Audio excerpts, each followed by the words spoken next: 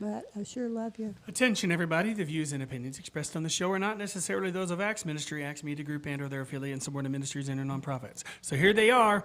It's time to talk about the bucket list with Dr. Paul and Nancy. Take it away. Hello, everybody. It is Paul Collins, along with my wife, Nancy, and we present the bucket list.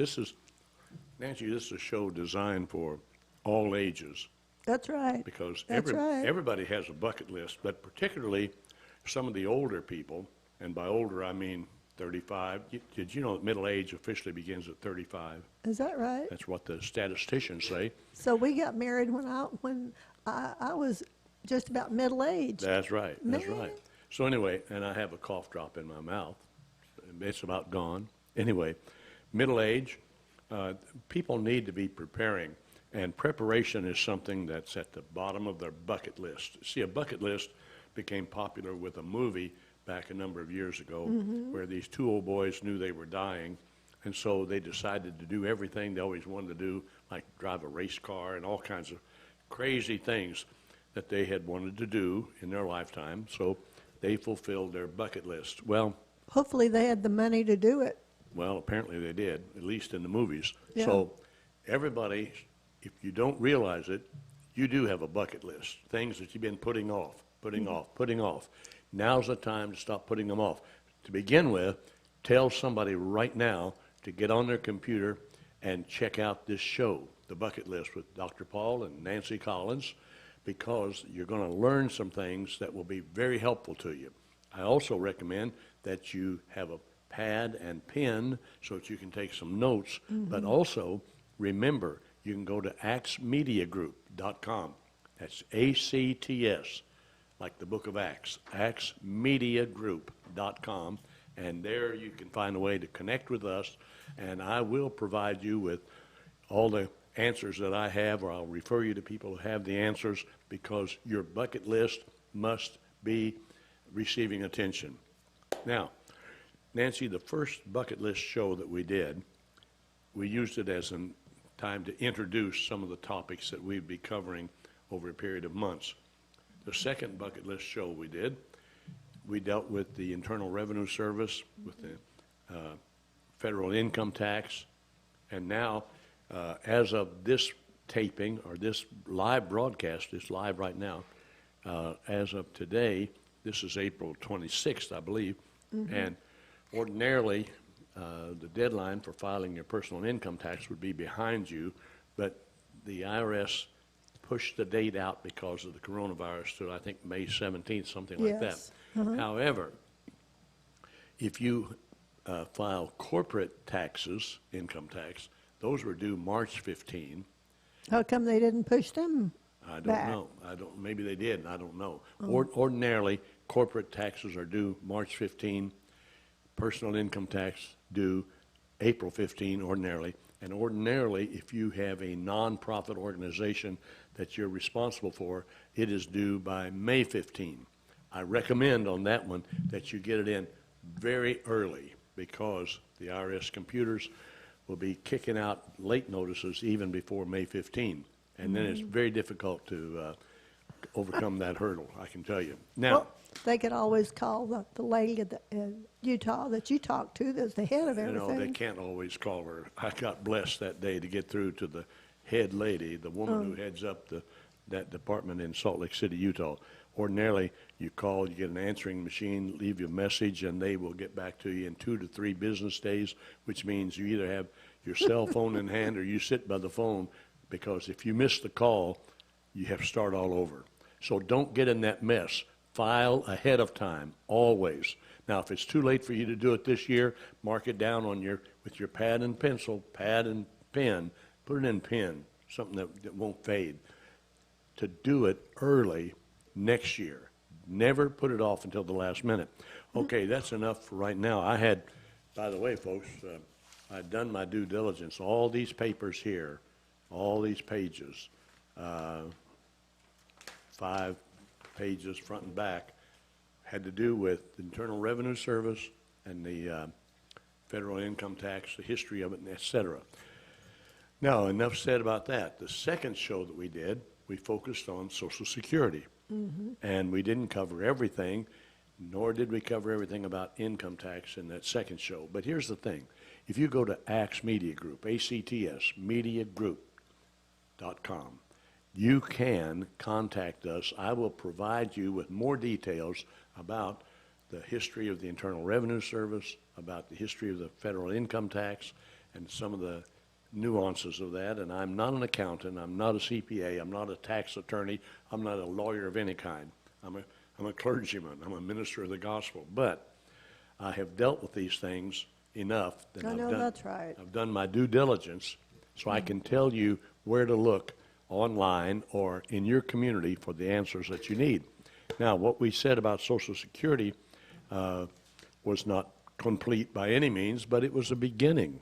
And Social Security is a larger subject than most people realize, and some people actually start receiving some form of Social Security early on, much younger, because disability, federal disability payments come under Social Security. And we have a lot of people in the United States of America on disability, and that money comes from the federal government out of the Social Security fund. So it pays for you to know something about Social Security. Now, the history of Social Security, I touched on that a little bit, but primarily you need to know where you stand with it, how you get paid, on what basis. It has to do with how much work you've done, how much you've been paid over your work life, and you can actually check in to see where you stand on Social Security, so that when you reach the first eligible retirement age, and that changes depending on your age. Now, when I started receiving Social Security, I was 62. I received it early, and I did it on purpose because I expected to live long enough to collect more doing that way than retiring at 65. Well, now the earliest retirement age is higher, and the full retirement age is higher because we're living longer. So anyway, you can find all of this online, all this information, and all the charts to tell you where you are right now regarding Social Security. Now, why is this important? Because you don't know about company pensions. There was a time when I was a youngster that the railroad pension was very reliable. I grew up in Moberly, Missouri. The Wabash Railroad was there. Later it became the Norfolk and Western, but when I was a kid, it was the Wabash Railroad. If you had a railroad job, you had a good income, a good you were in the middle income group. I never used middle class. I don't like that word class. Mm-hmm. Everybody's first class with me. So middle income, and you had a good health plan. Even though hospitals were scarce and doctors were scarce, you had a health plan. But you also had retirement. You had railroad retirement.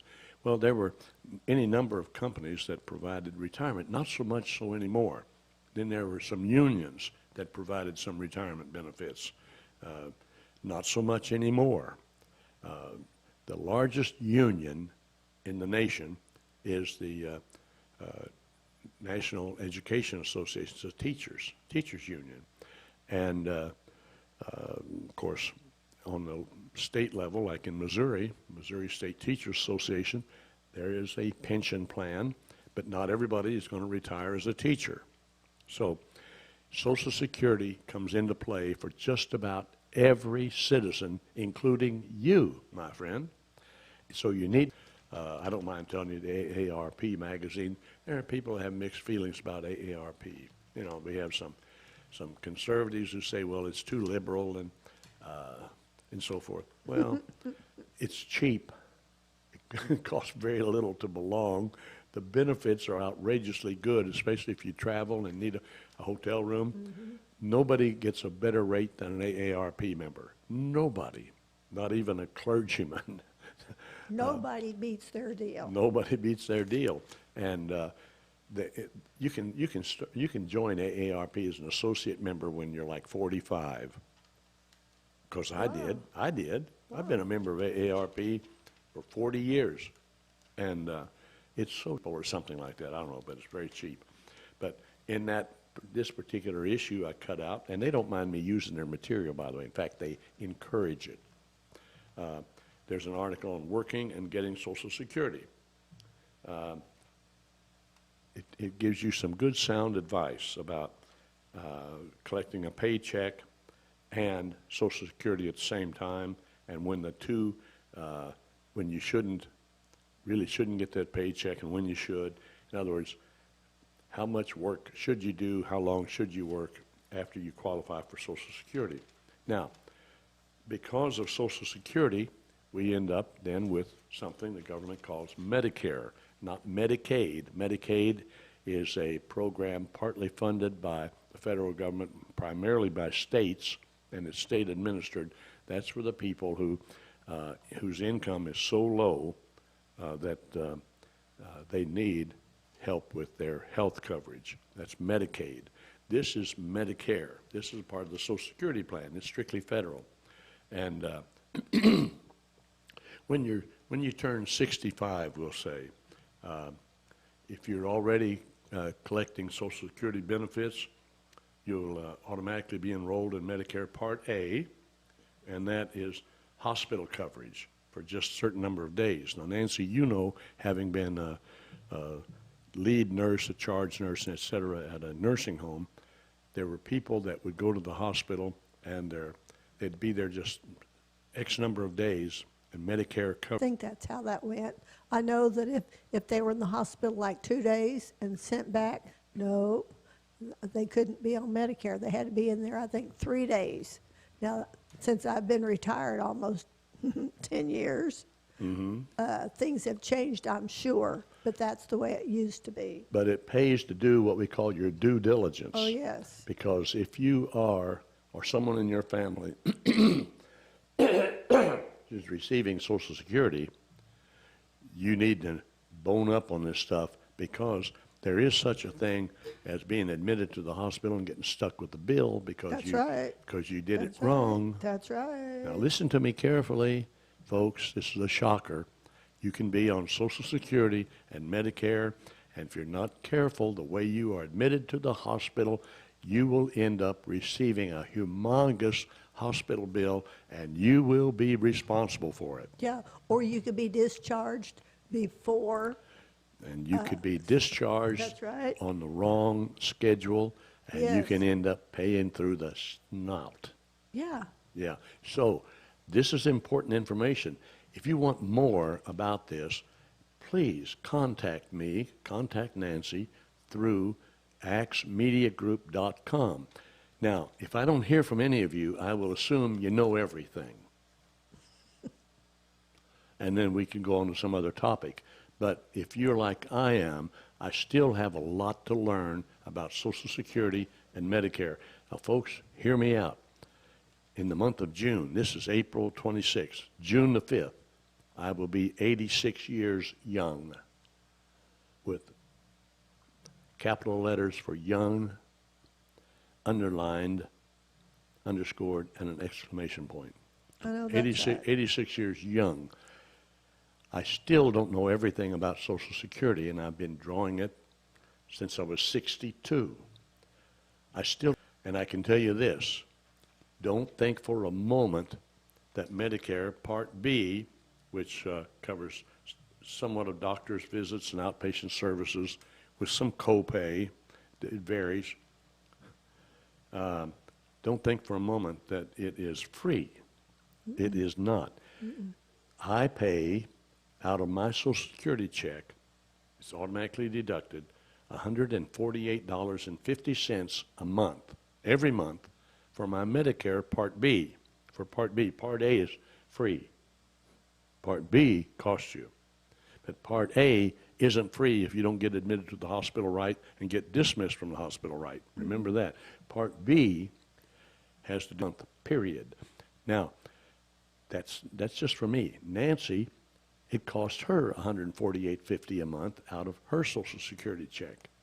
So between the two of us, if you called it, round it off to 150, we're paying $300 a month for insurance through Medicare. Now, we also have a copay. Now, we, in addition to Medicare, we also have a supplement. Now, there's a difference between, we don't have a supplement. We have Medicare Complete. There's a difference between a Medicare supplement that'll cost you probably $150 a month and Medicare Complete. We don't have a supplement. Medicare Part B is our supplement. And some of these ads that you see on television about get all the benefits you deserve and get money added back into your Social Security, what they're doing is they're going to charge you $148.50 a month for some coverage. And then if you give up Medicare Part B, or if you keep Medicare Part B, so if you keep it, they're not going to add it back in. Advertising, television advertising can be very deceptive. Phone calls about your Social Security and Medicare coverage, hang up on them. Hang up. If you want real advice, seek out the advice of a professional. Now, we have had, as a guest on the Happy Hour back a few years ago, a good friend of Axe Media Group and our friend, and a man who handles us. He's a professional, Kent Kyle, and his son. They're professionals. They know this stuff. You don't have to know everything. You just have to know the person who knows more than you do. That's right. So, again, if you want more insight on this, if you want to be referred, I'm Paul Collins. And they will see that we hear from you. I will communicate with you very quickly. I'm good at that. I know that's right. I answer my phone whenever possible. I return calls when I can't. I respond to text messages and emails quickly. That's part of what I do. As that guy in the commercial. That's probably enough about Medicare and so forth. But as you can see, there are issues here that you need to be educated about, and you need to find out what kind of medical coverage you can get through Medicare. As an example, here's a woman who wrote and said chronic back pain. Will Medicare cover this, and what will the copay be? The answer was Medicare will cover a visit to a chiropractor only if it is for manipulation of your spine, commonly referred to as an adjustment, to correct a subluxation, which is a technical term used to describe misaligned vertebrae.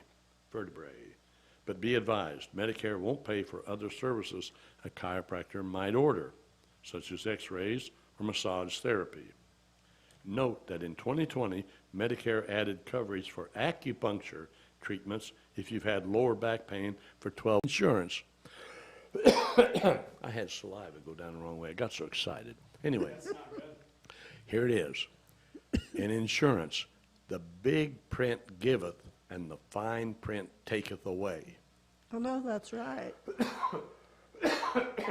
That's why you need, I'm thinking back, and we won't go into it. No. But on any insurance or like renter's insurance or your household insurance. Read the fine print. Read the fine print, all however many pages. That's right. That's right. So anyway, both chiropractic and acupuncture services come under Medicare Part B, and that means your copay will be 20% of the Medicare approved cost of the service if you have original Medicare.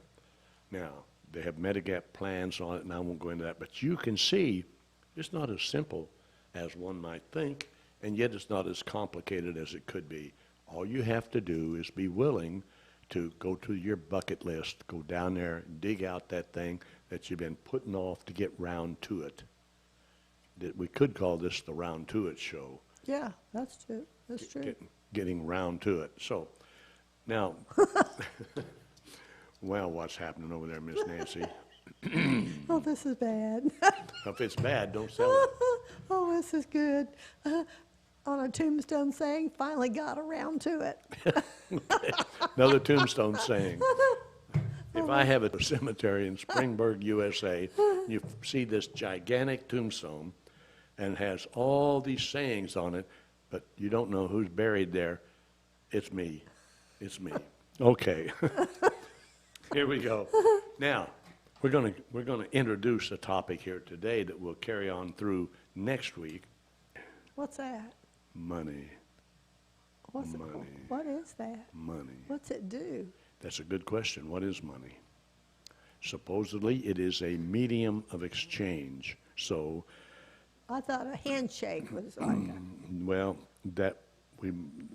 money replaced the handshake. People in north central Missouri, a man who had been a bank inspector, and he bought the local bank and built a new building.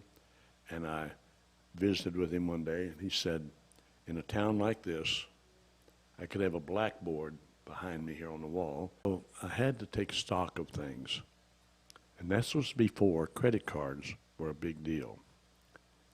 Credit cards had come along about 10 years before, but they were primarily like Diners Club, and only the wealthy people carried them and that sort of thing. When the first MasterCard, it was called, or Master Charge, came out, very few people had it. Usually the spending limit was like $300. That was in the late 1960s. I didn't have a credit card. Very few people had them. We carried a checkbook. And anyway, we carried money. We carried currency, and we carried change. So I made it a point. I wanted to know, where's my money going? And when I'd have to leave my office and go downtown in Jefferson City, find a parking space, I'd get out, I'd put money in the parking meter. Or if I went to the Capitol building, money in the parking meter. And I wrote it down. well, if you want to make a phone call, did you have to have money for the You had to have phone? coins for a coin-operated phone. They'd done away with the phone booths, but they had a phone there. By the way, in Springburg, USA, as far as I know, there's only one payphone that I know of that's still around. And unless they've taken it out, it's in the Plaza Towers building where these studios used to be, and it's in the lobby there. But it cost you to make a phone call. We didn't have cell phones, but I kept track of parking meter money, telephone money that I put in the machine to make a phone call, everything I spent at the grocery store, everything I spent on gasoline, everything I spent on rent. Literally, folks, literally, this is important, every penny, every penny. I wrote it down. I put the date and what I spent it for. Then, at the end of the month, an entire month, not part of it, the whole month, I totaled everything up. I totaled it, the entire amount, to see what I'd spent. Then I started extrapolating. Everything I spent on food, I totaled that. Everything I spent on gasoline, I totaled that. Whatever I'd spent on parking meters, I totaled that. Everything in the category. So I could see exactly where my money was going.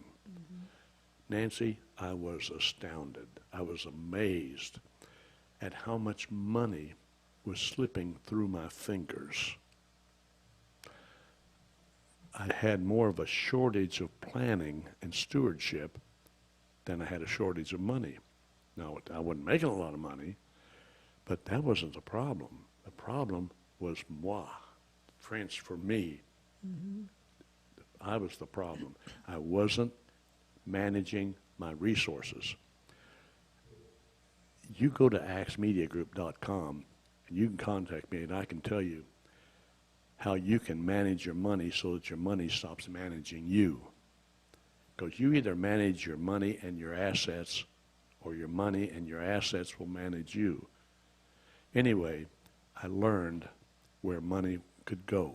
Now, years later, I taught this principle to a little business group that we had, a little network marketing group of a lot of young people. And every one of them made more money than we did together. I never made any money in my life. I've told people Nancy, as a nurse, supported my ministry habit. The most I was ever paid as a minister was $1,250 a month.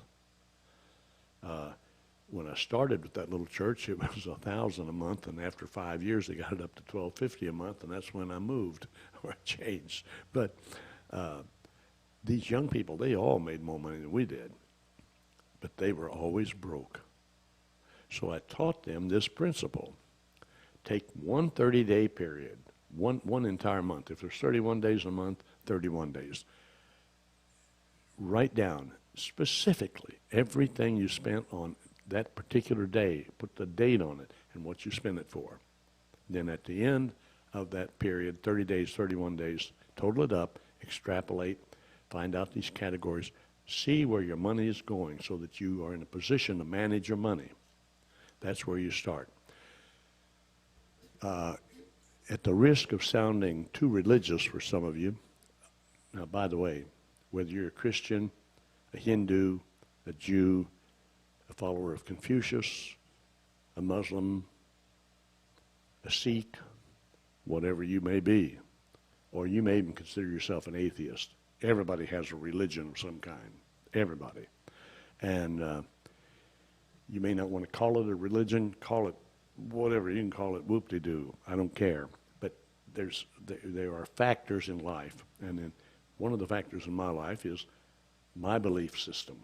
And in my belief system, I was told one day in the early 1990s, it's been close to 20 years ago now, how to become debt-free.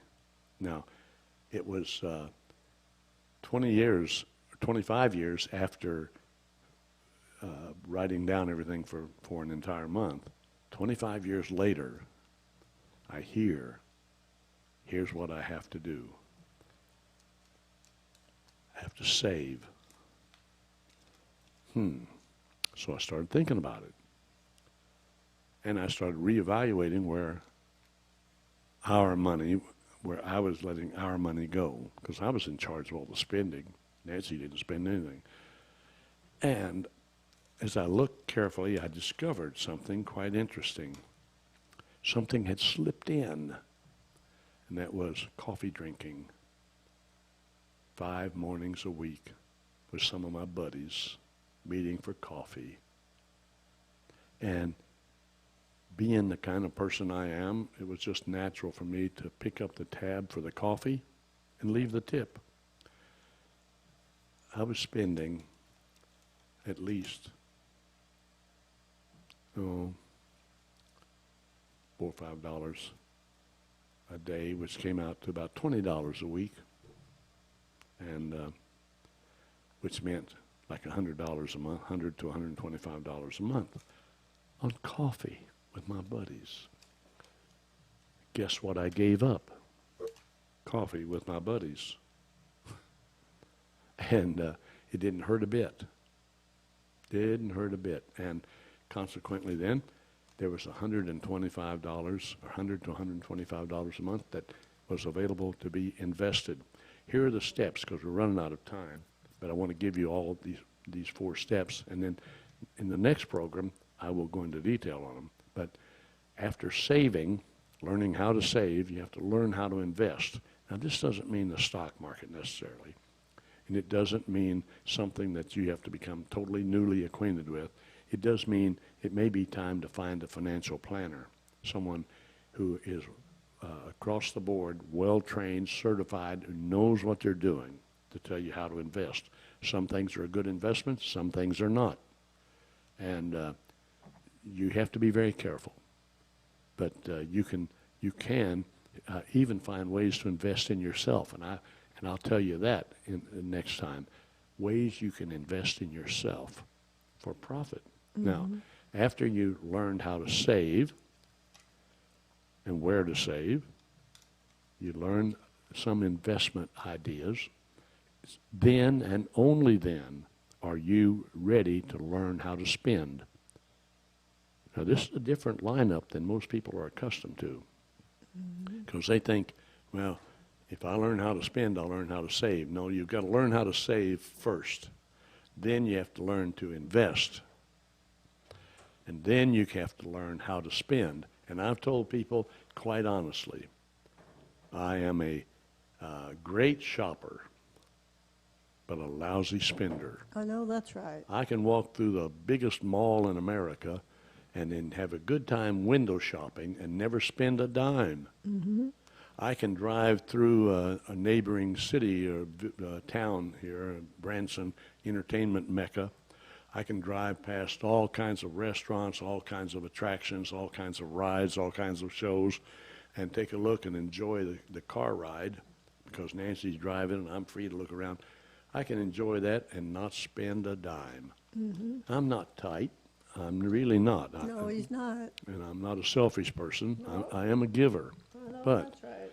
I am not a spender. There is a difference between being a giver and a spender. So- Remember that. Save, invest, spend, And and then finally, when you've done all that, I was told by the voice I listened to, then I would learn how to get. That's where I am now. That's where you can be. Debt-free, which means financial freedom.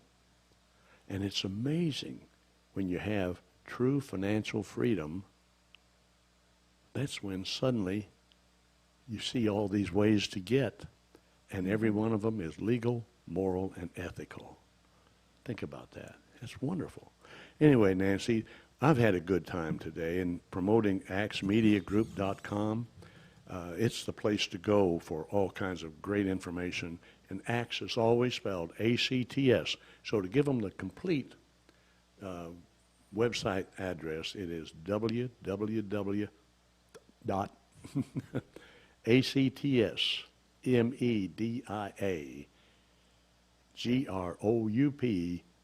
www.ACTSMEDIAGROUP.com. www.axmediagroup.com and .axmediagroup.com. Anyway, go there and contact us through the website, and I will give you details on anything and everything you've heard and anything and everything you haven't heard. How's that for a deal? Until next time, this is Dr. Paul and Boy and how Nancy. Boy and How Nancy saying, stay blessed.